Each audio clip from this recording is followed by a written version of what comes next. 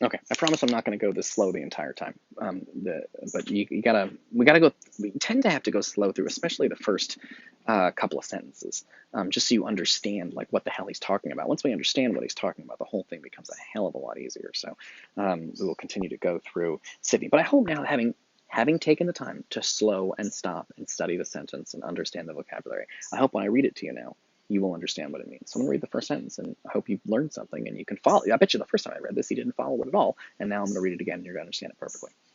Neither let it be deemed too saucy, too bold, a comparison to balance the highest point of man's wit with the efficacy of nature, but rather give right honor to the heavenly maker of that maker, who having made man to his own likeness, set him beyond and over all the works of that secondary nature. The secondary nature, if reality is the primary nature, the secondary nature would be the reality in that reality, meaning that people make novels, and they have characters in the novels, and that's like a little mini reality. And just as God rules over the physical universe, primary reality, that artists rule over that secondary reality. I hope you see where we're going with this. But Plato, this seems like Plato, right? These levels of reality, and the idea, this is very Plato, right? To say that there's real reality and then artists make a second reality. The difference is that when Plato says artists make a secondary reality, Plato thinks that's a bad thing. Sidney doesn't think it is. So let's talk about it. So Sidney says here, which in nothing he shows so much as poetry, and again, could be anything, don't get hung up on that word, just art.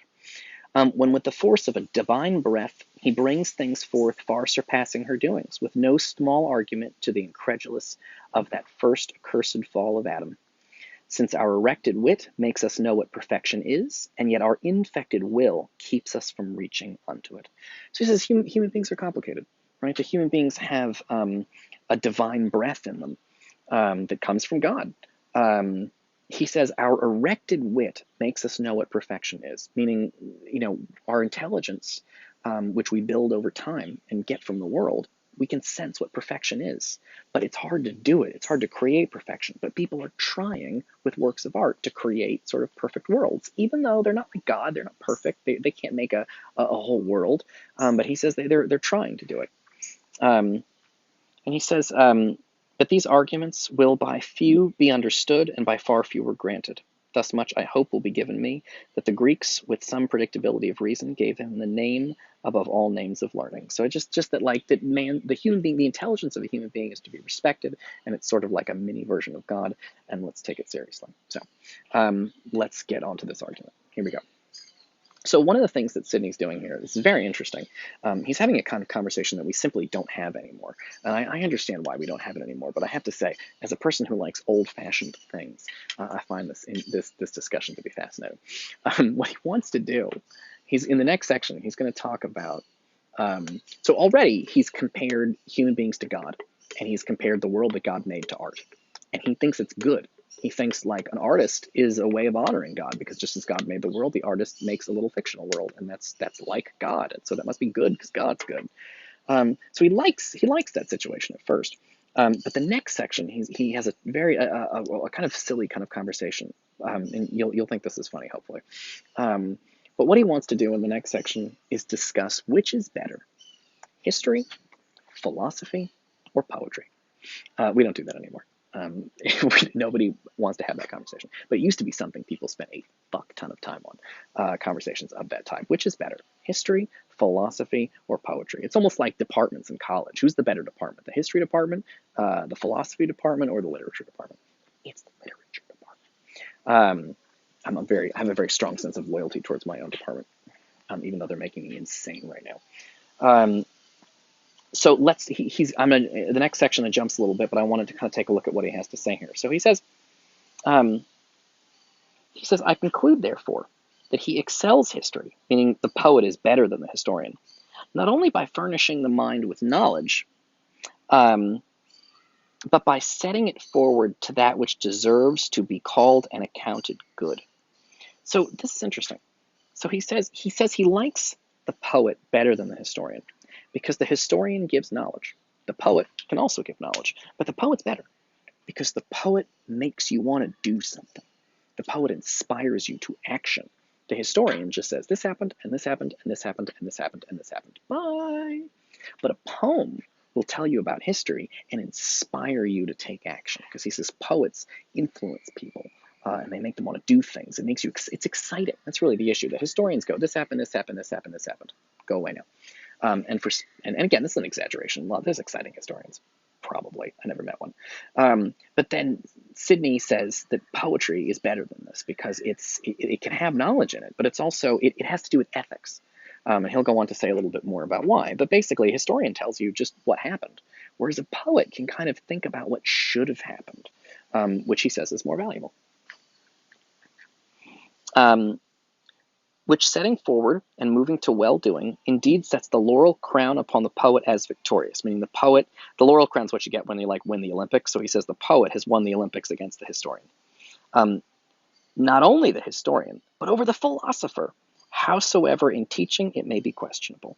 So this is interesting. He says that the poet is better than the historian, because instead of just telling you what happened, he tells you what should have happened. But he also says he's better than the philosopher. Please notice Sidney is picking a fight with Plato. Plato is very famous, and Sidney knows who Plato is, and Sidney's picking a fight with Plato. Because remember, Plato said philosophy was the most important thing in the world, and that actually you should study philosophy instead of studying art, because art's a waste of time. Sidney disagrees. Sidney thinks that that poets are actually better than historians, which you can already see Plato would have a massive problem with that, because Plato said that reality is the historian studies reality. But the poet just creates another reality to look around in. So Plato probably wouldn't like historians. Plato wouldn't like historians or poets, because historians study this fallen world, and poets get even farther away from the fallen world by making what Sidney calls a secondary nature. Plato thinks only philosophers get to the real higher heavenly world, and here comes Sidney to flip this all around. And he says, no, actually the poets are the most valuable people. They're better than historians and better than philosophers. And he's going to kind of explain why.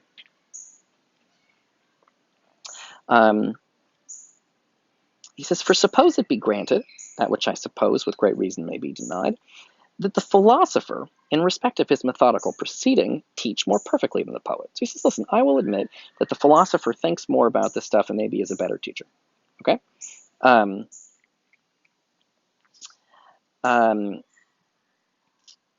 He teaches more perfectly than the poet. Yet do I think that no man is so much a philosophos, a friend of the philosopher, as to compare the philosopher in moving with the poet. And when he says moving, he means moving an audience to feel, moving an audience to do something, moving an audience to think. Listen, historians and philosophers will tell you a lot of stuff, but it doesn't get into your soul. It doesn't inspire you to do anything. What makes poetry better is that it's exciting. And that makes people want to do things. It makes them want to be, he thinks that philosophy and history are not inspiring, but that poetry is inspiring to people, and that makes it better. And he's doing all of this to reverse Plato. Right? Because Plato's whole claim here is that philosophers are number one because they study the higher heavenly world. Historians are number two because the historians study the fallen world. And poets are number three because they are going away from the fallen world even farther into a copy of a copy. And Sidney is flipping this around. So that suddenly he says poets are the best. Philosophers can't inspire people because they're not very good writers. I mean, Plato's good, but a lot of them aren't. He says, and that moving is of a higher degree than teaching, it may appear. That it is well nigh both the cause and effect of teaching. Right? You should get people excited. You should be teaching because you're excited. That's the cause. And you should be the effect of teaching should also be to get people to move, to get them excited. And I'm trying to do that now. That's why I only teach things that I like and I find personally exciting. Okay, so you can see that Plato has these kind of rankings for history, philosophy, and poetry, and Sidney has flipped them around. Sidney is in a massive intellectual battle with Plato, and that's what I want you to get out of this course, is to understand this aren't just a bunch of old philosophers. They're fucking fighting with each other to figure out what the hell's going on in art, and I think it's exciting. I think it's an exciting battle that goes out across countries and across centuries and is a whole crazy thing. Okay, I'll see you guys in the next video.